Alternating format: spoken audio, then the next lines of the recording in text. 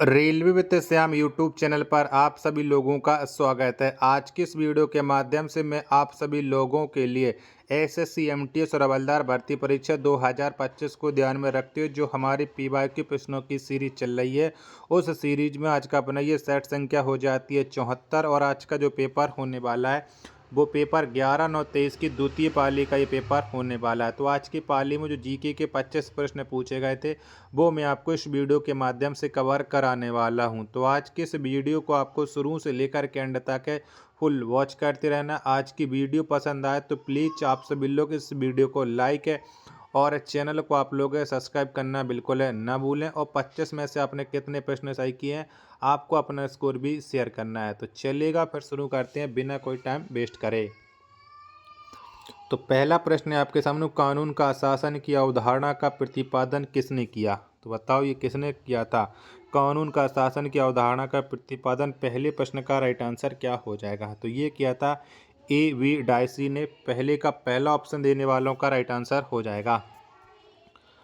अगला प्रश्न है आपके सामने, प्रश्न संख्या 2 है कि विजय स्तंभ किस राज्य में स्थित है? तो बताओ कहाँ पर स्थित है ये विजय स्तंभ? 2 नंबर प्रश्न का राइट आंसर क्या हो जाएगा? तो ये पंजाब में स्थित है विजय स्तंभ। 2 का पहला ऑप्शन देने वालों का करेक्ट आंसर हो जाएगा। प्रश्न संख्या 3 है आपके सामने कि किस राज्य ने अधिवक्ताओं की सुरक्षा के लिए विधेयक पारित किया और ऐसा करने वाला पहला राज्य बन गया? तो बताओ ये कौन सा राज्य बना था? 3 का आंसर आपको बताना है। 3 के चारों ऑप्शन आपके स्क्रीन पर शो रहे हैं। तो राजस्थान ने अधिवक्ताओं की सुरक्षा के लिए विधेयक पारित किया और ऐसा करने वाला वो पहला राज्य बन गया था। 3 का दूसरा ऑप्शन देने वालों का राइट आंसर हो जाएगा। प्रश्न संख्या 4 है आपके सामने कि चाउट, बकमिंस्टर, फुलरीन और ग्राफीन किस तत्व से संबंधित हैं? तो बताओ इनका संबंध कौन से तत्व से हो जाएगा? 4 का आंसर आपको देना है। तो इनका संबंध हो जाता है कार्बन से। 4 का दूसरा ऑप्शन देने वालों का राइट आंसर हो जाएगा। अगला प्रश्न है प्रश्न संख्या 5 है आपके सामने कि सर्वेंट्स ऑफ इंडिया सोसाइटी की स्थापना का श्रेय किसे दिया जाता है? तो बताओ ये श्रेय किसे जाता है सर्वेंट्स ऑफ इंडिया सोसाइटी का? 5 नंबर प्रश्न का राइट आंसर क्या हो जाएगा? तो ये श्रेय जाता है गोपाल कृष्ण गोखले को। 5 का दूसरा ऑप्शन देने वालों का राइट आंसर हो जाएगा। 6वें नंबर का प्रश्न है आपके सामने कि एक वर्ष के दौरान देश के भीतर उत्पादित सभी अंतिम वस्तुओं और सेवाओं का मूल्य डॉट डॉट के रूप में जाना जाता है। तो बताओ ये मूल्य किसके रूप में जानते हैं? 6वें नंबर प्रश्न का राइट आंसर आपको बताना है। तो ये सकल घरेलू उत्पाद के रूप में जाना जाता है। 6 का तीसरा ऑप्शन देने वालों का राइट आंसर हो जाएगा। वीडियो पसंद आ रही होगी तो प्लीज़ वीडियो को लाइक और चैनल को सब्सक्राइब करना ना भूलें। 7 नंबर का प्रश्न है कि लोकसभा के प्रथम अध्यक्ष कौन थे? तो बताओ इनमें से कौन हो जाते हैं लोकसभा के प्रथम अध्यक्ष? तो ये हो जाते हैं जीबी मावलंकर। 7 का दूसरा ऑप्शन देने वालों का राइट आंसर हो जाएगा। 8वें नंबर का प्रश्न है आपके सामने कि the story of my experiment with truth dot dot की आत्मकथा है। तो बताओ ये किसकी आत्मकथा है? पिछली सेट में मैंने आपको इसका आंसर बताया था। 8 के चारों ऑप्शन आपके स्क्रीन पर शो रहा है। तो ये आत्मकथा हो जाती है महात्मा गांधी की। दूसरा ऑप्शन देने वालों का राइट आंसर हो जाएगा। 9 नंबर का प्रश्न है आपके सामने कि 1975 में रिलीज हुई प्रसिद्ध फिल्म शोले के संगीत निर्देशक कौन थे? तो बताओ कौन थे? तो 1975 में जो रिलीज हुई थी फिल्म शोले के जो संगीत निर्देशक थे इनका नाम था R.D. बर्मन। 9 का चौथा ऑप्शन देने वालों का राइट आंसर हो जाएगा। 10 नंबर का प्रश्न है आपके सामने कि शास्त्रीय नृत्य की तकनीक को लगभग 5वीं शताब्दी ईसा पूर्व में डॉट डॉट द्वारा कूटीकृत किया गया था। तो बताओ ये किसके द्वारा कूटीकृत किया गया था? 10 का आंसर आपको बताना है। तो ये किया गया था भरत के द्वारा। 10 का दूसरा ऑप्शन देने वालों का राइट आंसर हो जाएगा। 11 नंबर का प्रश्न है कि निम्नलिखित में से एनिमल फॉर्म उपन्यास के लेखक कौन हैं?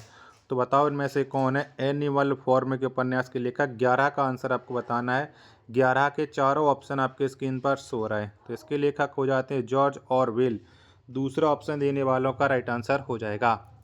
वीडियो पसंद आए तो प्लीज़ वीडियो को लाइक और चैनल को आप लोग सब्सक्राइब करना ना भूलें। 12 नंबर का प्रश्न है कि निम्नलिखित में से हाई डांस नामक फ्यूजन नृत्य शैली शुरू करने का श्रेय किसे दिया जाता है? तो बताओ ये श्रेय किसे देते हैं? 12 का आंसर आपको बताना है। तो ये श्रेय जाता है उदय शंकर को। 12 का दूसरा ऑप्शन देने वालों का राइट आंसर हो जाएगा। पेन संख्या 13 है आपके सामने कि भारत की जनगणना 2011 के अनुसार निम्नलिखित में से किस राज्य की जनसंख्या सबसे कम है। तो बताओ कौन से राज्य की जनसंख्या सबसे कम है। 13 का आंसर आपको देना है। तो ये सिक्किम राज्य की जनसंख्या सबसे कम है 2011 की जनगणना के अनुसार। 13 का पहला ऑप्शन देने वालों का राइट आंसर हो जाएगा। 14 नंबर का प्रश्न है आपके सामने कि लंबाड़ी नृत्य डॉट डॉट जनजाति का लोक नृत्य है और इसकी उत्पत्ति आंध्र प्रदेश में हुई। तो बताओ लंबाड़ी नृत्य कौन सी जनजाति का है। 14 का आंसर आपको देना है। तो ये बंजारा जनजाति का है और इसकी उत्पत्ति आंध्र प्रदेश में हुई थी। 14 का दूसरा ऑप्शन देने वालों का करेक्ट आंसर हो जाएगा। 15 नंबर का प्रश्न कि बाल विवाह निरोधक अधिनियम निम्नलिखित में से किस वर्ष पारित किया गया था। तो बताओ कब पारित हुआ था बाल विवाह निरोधक अधिनियम। 15 का आंसर आपको देना है। तो ये 1929 में पारित हुआ था। 15 का चौथा ऑप्शन देने वालों का करेक्ट आंसर हो जाएगा। 16 नंबर का प्रश्न है कि भारत के पश्चिमी तटों पर गर्मियों के दौरान काफ़ी मात्रा में वर्षा का मुख्य कारण क्या है। तो बताओ क्या है। 16 का आंसर आपको बताना है। 16 के चारों ऑप्शन आपके स्क्रीन पर शो रहे हैं। तो वर्षा का मुख्य कारण है पश्चिमी घाट। पहला ऑप्शन देने वालों का राइट आंसर हो जाएगा। 17 नंबर का प्रश्न है आपके सामने कि निम्नलिखित में से किस शहर में खेलो इंडिया यूथ गेम्स 2019 का दूसरा संस्करण आयोजित किया गया था। बताओ कहाँ पर हुआ था। 17 का आंसर आपको बताना है। वीडियो पसंद आ रही होगी तो प्लीज़ वीडियो को लाइक है और चैनल को आप लोग सब्सक्राइब करना ना भूलें। तो इसका आयोजन पुणे में हुआ था। पहला ऑप्शन देने वालों का राइट आंसर हो जाएगा। 18 नंबर का प्रश्न है आपके सामने कि ACF ने ग्रैंड मास्टर डॉट डॉट को प्लेयर ऑफ द ईयर पुरस्कार से सम्मानित किया जो 2700 एंग्लो रेटिंग लक्ष्य को तोड़ने वाले केवल छठे भारतीय हैं और 2700 से ऊपर रेटिंग पाने वाले देश के सबसे कम उम्र के ग्रैंड मास्टर हैं। तो बताओ ये कौन हो जाएंगे। 28 का आंसर आपको देना है, 18 का आंसर आपको देना है। 18 के चारों ऑप्शन आपके स्क्रीन पर शो रहे हैं। तो ये हो जाते हैं डी गुकेश। चौथा ऑप्शन देने वालों का राइट आंसर हो जाएगा। 19 नंबर का प्रश्न कौन सी स्थिति हड्डियों में दर्द हड्डियों के अच्छे से विकसित न होने और नरम कमजोर हड्डियों का कारण बनती है जिससे हड्डियों में विकृति आ जाती है। तो बताओ ये कौन सी स्थिति हो जाएगी। 19 का आंसर आपको बताना है। 19 के चारों ऑप्शन आपके स्क्रीन पर शो रहा है। तो ये हो जाएगी सूखा रोग। पहला ऑप्शन देने वालों का करेक्ट आंसर हो जाएगा। पेन संख्या 21 है आपके सामने किस भारतीय संगीतकार के नाम पर संयुक्त राज्य अमेरिका के मैनचेस्टर राज्य ने 1984 में 20 अप्रैल को उनके नाम पर एक दिन घोषित किया। तो बताओ 20 का राइट आंसर क्या हो जाएगा। 20 के चारों ऑप्शन आपके स्क्रीन पर हो रहा है। तो ये अमजद अली खान के नाम पर एक दिन घोषित किया। चौथा ऑप्शन देने वालों का राइट आंसर हो जाएगा। पेन संख्या 21 है आपके सामने कि निम्नलिखित में से कौन सा भारत में सूक्ष्म वित्त संस्थानों का लाभ है। तो बताओ कौन है। 21 का आंसर आपको देना है। 21 के चारों ऑप्शन आपके स्क्रीन पर शो रहा है।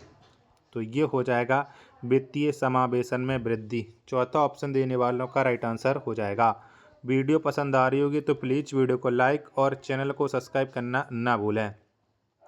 22 नंबर का प्रश्न है कि महात्मा गांधी के बारे में निम्नलिखित में से कौन सा कथन गलत है। तो बताओ कौन सा कथन गलत है महात्मा गांधी के बारे में। 22 के चारों ऑप्शन आपके स्क्रीन पर शो हो रहे हैं। तो इनमें से जो कथन गलत हो जाएगा उन्होंने 1910 में चंपारण सत्याग्रह का नेतृत्व किया, ये गलत। तीसरा ऑप्शन देने वालों का राइट आंसर हो जाएगा। 23 नंबर का प्रश्न कि तीसरे खेलो इंडिया यूनिवर्सिटी गेम्स में किस विश्वविद्यालय ने प्रथम स्थान हासिल किया। बताओ किसने हासिल किया प्रथम स्थान। 23 का आंसर आपको बताना है। 23 के चारों ऑप्शन आपके स्क्रीन पर शो रहे हैं। तो ये पंजाब यूनिवर्सिटी। 23 का दूसरा ऑप्शन देने वालों का राइट आंसर हो जाएगा। 24 नंबर का प्रश्न है कि भारत के निम्नलिखित में से किस राज्य में जलोढ़ मृदा का सर्वाधिक विस्तार पाया जाता है। तो बताओ कौन से राज्य में पाया जाता है। तो सर्वाधिक जलोढ़ मृदा का विस्तार है ये भारत के उत्तर प्रदेश में पाया जाता है। 24 का दूसरा ऑप्शन देने वालों का राइट आंसर हो जाएगा। पेन संख्या 25 और अंतिम प्रश्न आ जाता है कि आज़ादी के बाद मुंबई बंदरगाह पर व्यापार के भार अथवा बोझ को कम करने के लिए डॉट डॉट बंदरगाह विकसित किया गया था। तो बताओ कौन सा बंदरगाह विकसित हुआ था मुंबई पर व्यापार के भार को कम करने के लिए। 25 का राइट आंसर क्या हो जाएगा।